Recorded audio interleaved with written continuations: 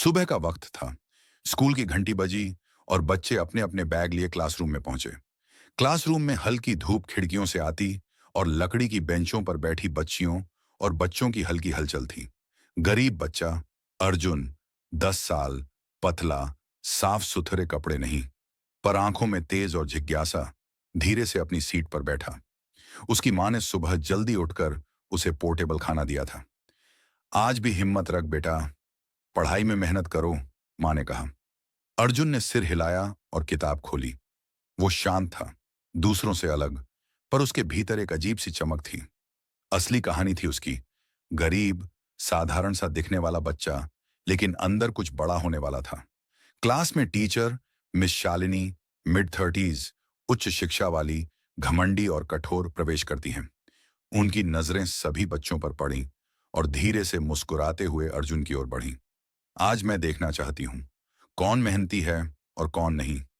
अर्जुन चुपचाप अपनी किताब में ध्यान लगा रहा। क्लास शुरू हुई। मिस शालिनी ने पूछा, अर्जुन, पिछली हफ्ते का होमवर्क कहाँ है? अर्जुन ने धीरे से कहा, मैडम, घर पर बिजली चली गई थी, इसलिए पूरा नहीं कर पाया। मिस शालिनी ने आंखें तरेरी। ये बहाना कब तक चलेगा? तुम जैसी गरीब औरत के बच्चे हमेशा बहाने ढूंढते हैं। पूरे क्लासरूम में सन्नाटा छा गया। उठो! उन्होंने चिल्लाया। अर्जुन ने धीरे से खड़ा होकर जवाब दिया, मैडम, मैं कोशिश कर रहा हूं।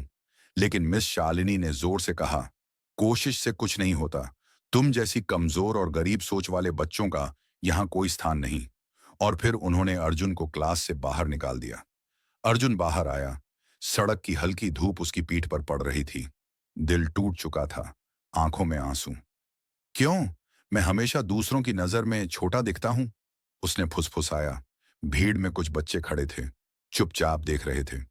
कभी कभी असहायपन और अन्याय इंसान की हिम्मत तोड़ देता है। अर्जुन खेल के मैदान में बैठ गया। उसके पास कोई नहीं था। अगर मैं गरीब हूं, तो क्या मैं कुछ बड़ा नहीं कर सकता? वह खुद से पूछता रहा। घर में माता पिता भी संघर्ष करते। हमारे पास पैसे नहीं, लेकिन तुम्हारे भीतर ज्ञान है, माँ ने कहा। अर्जुन ने अपने दिल में ठान लिया कि किसी को उसकी गरीबी नहीं दिखानी।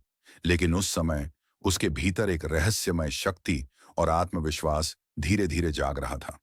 भीड़ के बच्चों की नजरें भी अब उस पर थीं, सहानुभूति के साथ। मिस शालिनी क्लास में वापस गई। गरीब बच्चे कभी कुछ नहीं कर पाते, उन्होंने बच्चों से कहा। लेकिन अर्जुन के मन में अब एक अजीब सी आग जल रही थी। अगले दिन स्कूल में एक नोटिस आया, अर्जुन वर्मा का प्रदर्शन राष्ट्रीय स्तर पर चुना गया है, उसे विशेष छात्रवृत्ति दी जाएगी। सभी हैरान। अर्जुन वही बच्चा था जिसे कल क्लास से निकाला गया। असल में अर्जुन एक छोटे शहर के युवा विज्ञान प्रोडिजी था। उसकी मेहनत और प्रतिभा इतनी अद्भुत थी कि राज्य शिक्षा विभाग ने उसे सीधे राष्ट्रीय विज्ञान केंद्र में विशेष प्रशिक्षण के लिए चुन लिया। मिस शालिनी की आंखें बड़ी हो गईं। क्या यह वही बच्चा है जिसे मैंने क्लास से निकाला था? उन्होंने फुसफुसाया। अर्जुन ने सभी के सामने विनम्र मुस्कान दी। मैडम, असली प्रतिभा गरीबी या बाहरी रूप से नहीं मापी जाती। भीड़ तालियों से गूंज उठी। मिस शालिनी के चेहरे पर शर्म और घबराहट झलकने लगी। अर्जुन ने आगे बढ़कर कहा, मैडम, आपकी टिप्पणी ने मुझे कमजोर नहीं बनाया, बल्कि मजबूत किया। मिस शालिनी घबरा गई। मैं मैं नहीं जानती थी कि। अर्जुन ने गंभीर स्वर में कहा, सच्चाई और मेहनत की ताकत हमेशा दिखती है। आपकी ताकत सिर्फ शिक्षा देने में नहीं, बल्कि दूसरों की कीमत समझने में भी होनी चाहिए। पुलिस प्रशासन को सूचना दी गई कि मिस शालिनी ने अनुचित व्यवहार किया था। स्कूल प्रशासन ने तुरंत कार्रवाई की। अर्जुन की आत्मविश्वास और साहस के सामने मिस शालिनी घबरा गई। भीड़ ने भी अब उसकी हिम्मत को सराहा। स्कूल प्रशासन ने मिस शालिनी को सख्त चेतावनी दी। अर्जुन को राष्ट्रीय स्तर पर सम्मानित किया गया। भीड़ ने तालियां बजाईं। गरीब दिखने वाला बच्चा अब सबकी आंखों में चमक बन गया। सच्चाई और मेहनत सबसे बड़ी ताकत है, अर्जुन ने कहा। मिस शालिनी ने विनम्रतापूर्वक माफी मांगी। अब मैं समझ गई हूं कि किसी को उसके रूप से नहीं आंकना चाहिए। कभी किसी को उसकी गरीबी या बाहरी रूप से मत आंकिए। हर इंसान में ताकत और प्रतिभा छिपी होती है। गरीब दिखने वाला भी दुनिया में बड़ा काम कर सकता है। सच्चाई, मेहनत और आत्मविश्वास से कोई भी बाधा दूर की जा सकती है। अगर आपको यह कहानी दिल को छू गई, तो लाइक करें, शेयर करें और सब्सक्राइब करें।